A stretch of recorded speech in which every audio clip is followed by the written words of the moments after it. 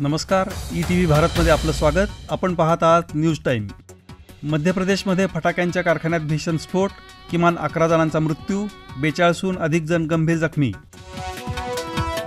पंतप्रधान नरेंद्र मोदींनी नेमलेल्या मुख्यमंत्र्यांचं राज्य हे गुंडाराज झालंय, काँग्रेसच्या भीतीतून मुक्त व्हा, खासदार संजय राऊतांची पंतप्रधान मोदींवर टीका. पुणे जिल्ह्यातील सासवड तहसीलदार कार्यालयातून EVM मशीनची चोरी, CCTV आला समोर, चोरांना पकडण्याचं पोलिसांसमोर आव्हान. दिल्लीतील दारू घोटाळ्याप्रकरणी ईडीकडून कारवाई, आपच्या बड्या नेत्यांशी संबंधित ईडीची दिल्लीत एकाच वेळी छापेमारी, केजरीवाल यांच्या स्वीय सचिवांच्या घरावरही ईडीने टाकले छापे. चंदा कोचर यांची अटक बेकायदेशीर ठरवत मुंबई उच्च न्यायालयाकडून नियमित जामीन मंजूर.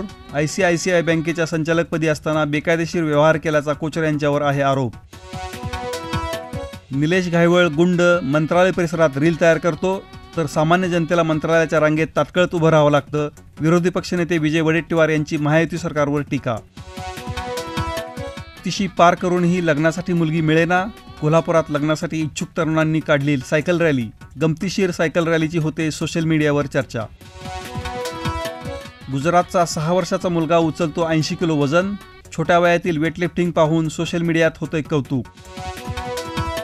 भारतीय राष्ट्रीय हॉकी संघाचा खेळाडू वरुण कुमारवर बलात्काराचा गुन्हा दाखल, महिला व्हॉलीबॉलपटूच्या तक्रारीनंतर बंगळुरू पोलिसांकडून तपास सुरू.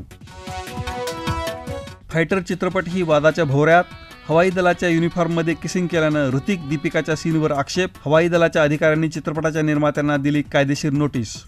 न्यूज टाइममध्ये इथंच थांबूया. लेटेस्ट अपडेटसाठी लॉग इन करा etvbharat.com.